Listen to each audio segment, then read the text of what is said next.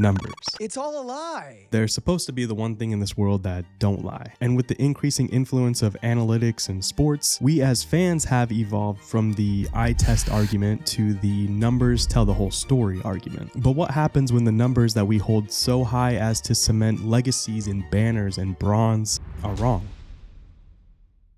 Every sport has its unbreakable records. Barry Bonds' 73 home run season, Wilt Chamberlain's 100-point game, Wayne Gretzky's 2,857 career points. Well, there's one of those unbreakable records that has come into question multiple times throughout the years and has recently resurfaced. John Stockton and his 15,806 career assists. But this time, the question isn't just about the validity of Stockton's records, but every record in the NBA. And to find the root cause of it, we have to go back a little bit.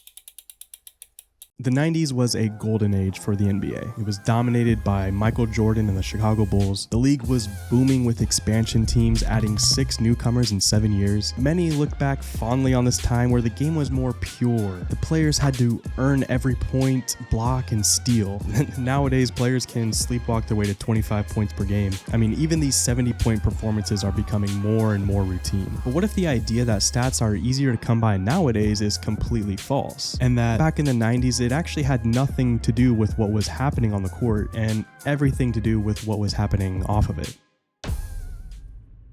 Well, we got a glimpse into the problem back in 2009. A post surfaced on the APBR Metrics forum, claiming a 20-year-old scorekeeper, Alex Rucker, was juicing the numbers for the Vancouver Grizzlies back in '97. But why? Well, being that the Grizzlies were a new franchise in Canada, they didn't have much of a fan base, and it was harder to get eyeballs on their games and establish themselves as a legit NBA team. So what's the best way to make sure that ESPN is talking about your team every night on SportsCenter? Big time performances from big time players. And it really didn't matter if it was the Grizzlies players or not. Prime example, January 5th, 1997, the Nick Van Exel 23 assist game. According to Alex, he was getting tired of the way the stats were so loosely handled and easily manipulated in the organization. So he decided to test the boundaries a little bit and see what he could get away with. In a night where Lakers point guard Nick Van Exel probably got 15 or so assists, Alex gave him 23. Afterward, he figured he'd be disciplined, but instead he was met with nothing but congratulations. Because even though he was juicing the stats for the other team, at least ESPN could say it happened in Vancouver. But frankly, this wasn't just a Vancouver Grizzlies problem. Much more widespread than just the expansion teams.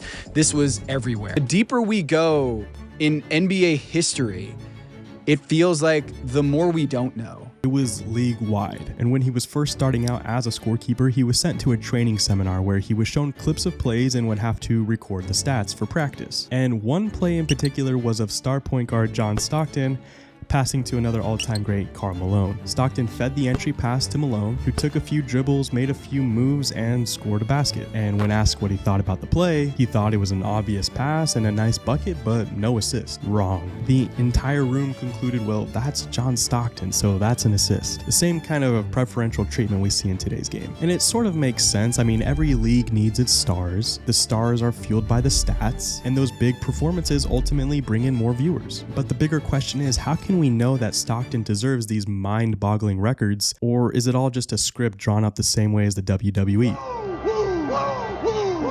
Well, regardless of what the numbers show, John Stockton is a legend. And usually when trying to verify a player's stats, you want to look at his home numbers versus his road numbers. And when looking at John Stockton, it actually isn't too bad. They slightly favor his home games, but nothing egregious. It's about a 7% increase in assists at home versus away. And in fact, he's slightly less skewed than point guard Chris Paul and substantially less favored at home than runner-up Jason Kidd. Although nothing holds a candle to Nick Van Exel's 25% increase in assists at home versus away. And it doesn't really help that of all the stats to fudge, assists have to be one of the most subjective in all of basketball. I mean, sure, the definition is a pass leading directly to a scoring play, but there's definitely still room for interpretation there. So can we safely say that Stockton holds the record or not? And if not him, then who? Well, the short answer is I think Stockton's records are legit, partly because he just had the perfect situation being able to feed Karl Malone every night, one of the most dominant scoring power forwards in NBA history. I mean, honestly, throw me in there and I think I could average 5 assists a game just passing to Malone. Secondly, Stockton was just a machine. He only missed 22 games in his entire 19-year career. Totally unheard of in today's NBA. I mean, there's a reason the phrase Stockton to Malone is forever etched in NBA history. Looking at the subjective numbers, I mean, Stockton may have benefited from some favorable home stats, but that's really true of just about any of the all-time greats. And let's be honest, could that really be the only thing that's propelled him to dominate the category by over 3,000 assists? I have my doubts. So next time you're bringing up the stats to argue who's the greatest of all time, just keep in mind that the numbers never lie until they do. See you guys in the next video. Peace.